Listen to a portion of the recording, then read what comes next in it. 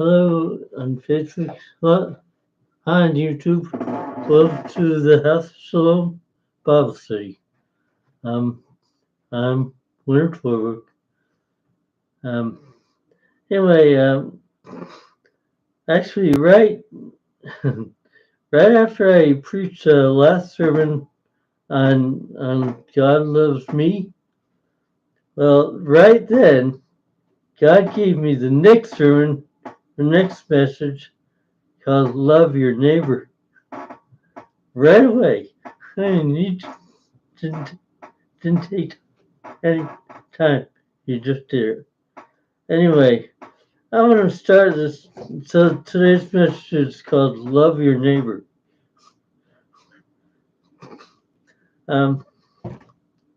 Change glasses here.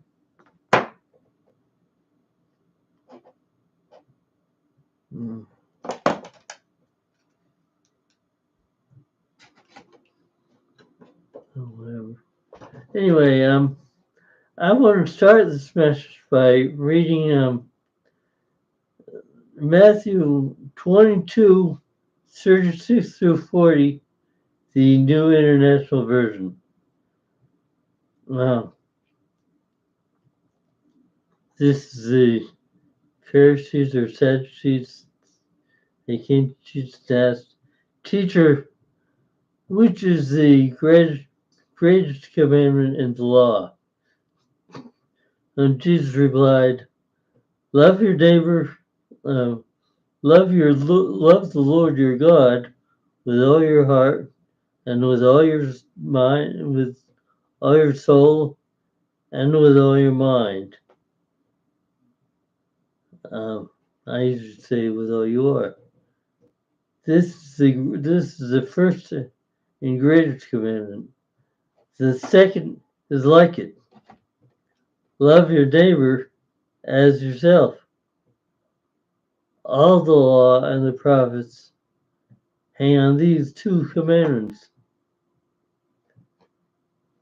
Now, Jesus was, I don't know if anyone wants to argue with me, but Jesus was the greatest manager of life there ever existed. Wouldn't you agree? Jesus was and is the greatest manager of life that ever existed. It's the life coach. Ever existed. It's the life coach, life manager. And one thing I heard from many managers, they say they won't tell a person to do something unless they've already done it, unless they've done it before. Like when they were in regular employees, they did, so they tell us to do it now. It's the road to success. Well, it sort of is. It's the road to success. They took the road. Now they've succeeded. They're trying to help you succeed by you obeying. Uh, I remember back at Ames department store, my boss, he wanted me to help him do shelves, put up shelves. He didn't want me to do it by myself. No, he wanted me to help him do it. So he was the manager. He told me to help him do it.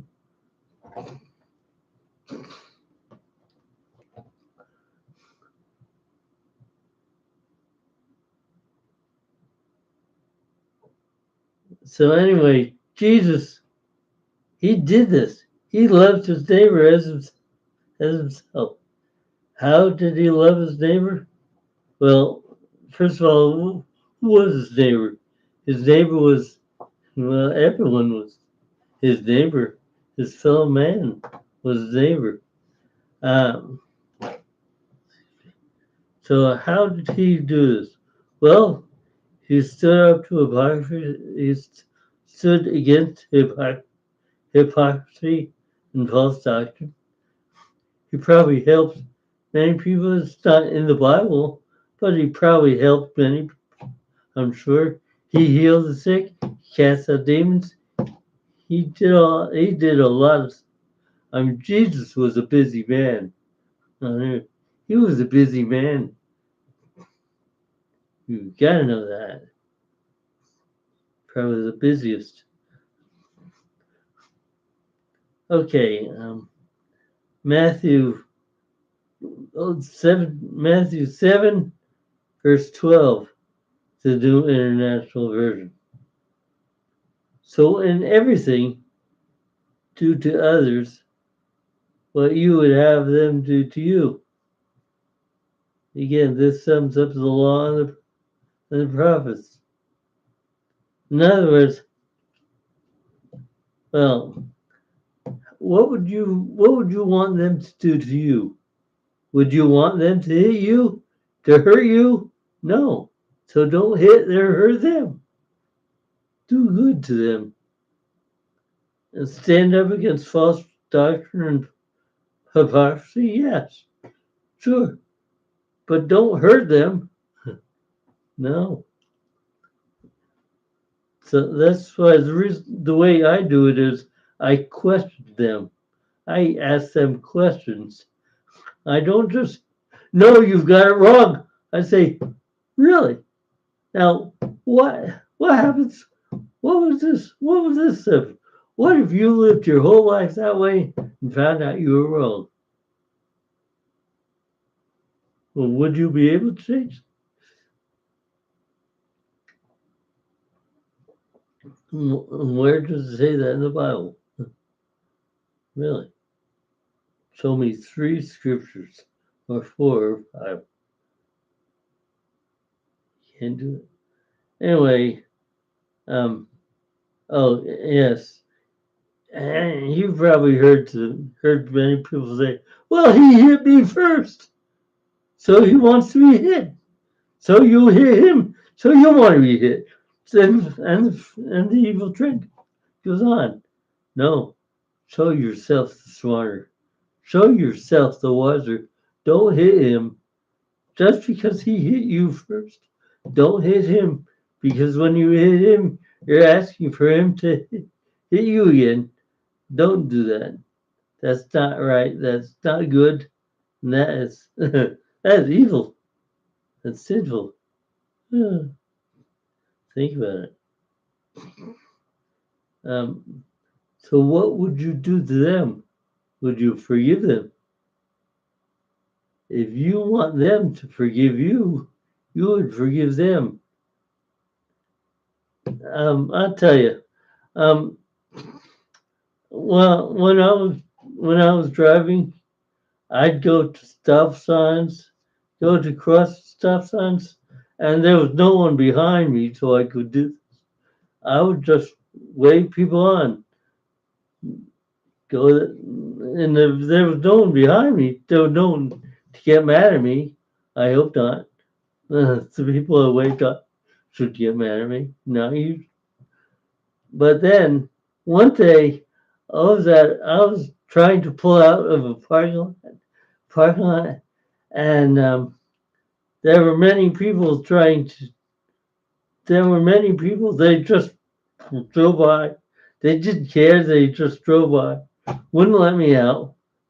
Finally, someone let me out. Someone let you stop. Gave me the right of way. Said, go on. I said, thank you. That was very good.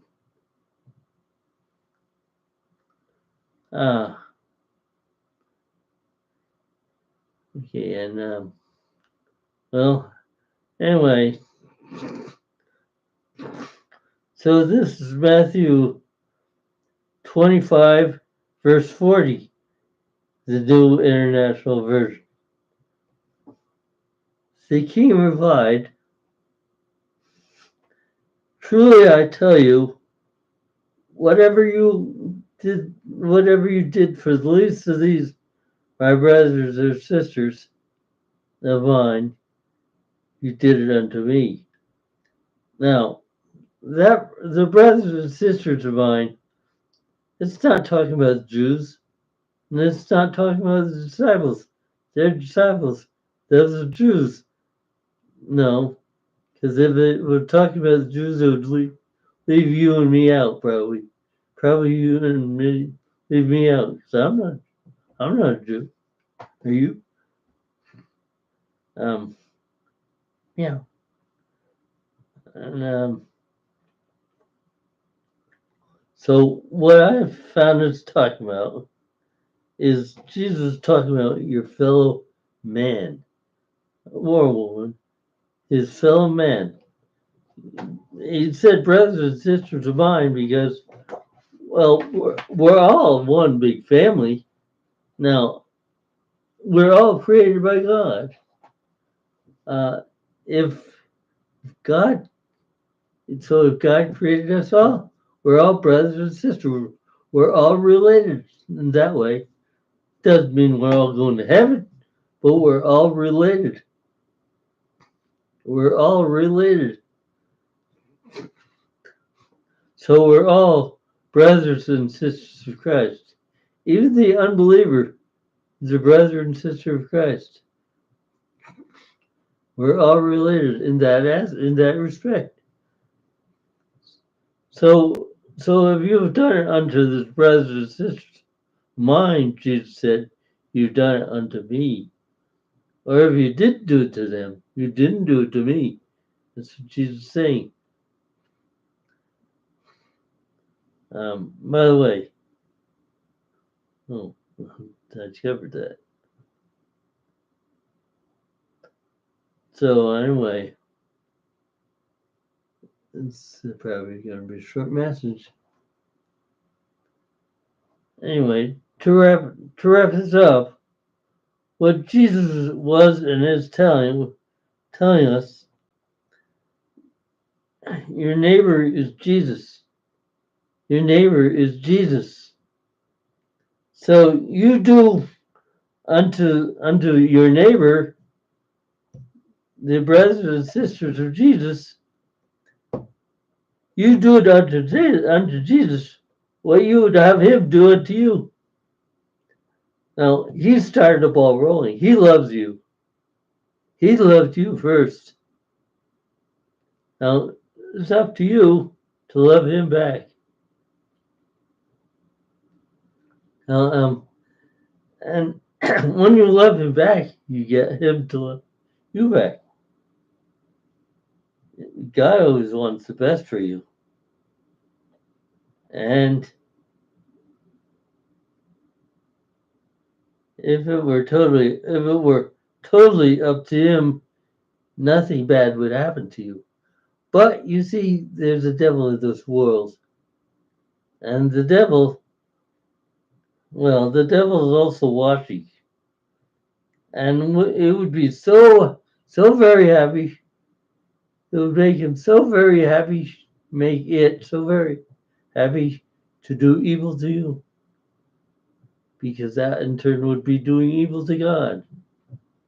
And the devil wants to do that. But he can't do that. It can't do that. Not if you will do good to God and to all people. Do good. Love your neighbor as yourself. Do good unto your neighbor because you want them to do good unto you. Do good to them because you want Jesus to do good to you. If there's a demon present, cast it out because you want that to happen for you. If this, and you don't want the devil in your life. Huh. So anyway, I'm gonna say goodbye. God bless and no worries. Hey, just pray in tongues and thank God. Thank God. I hope you got that.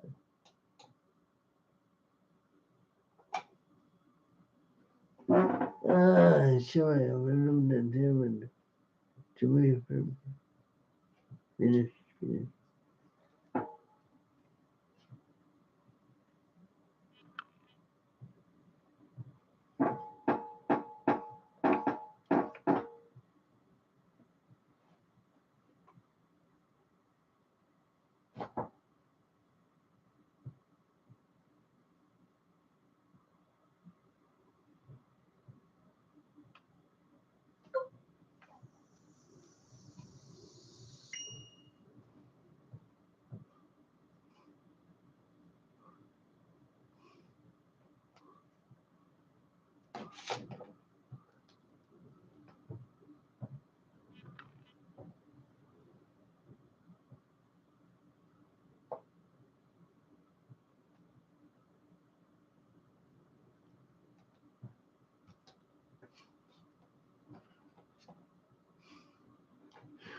Alright.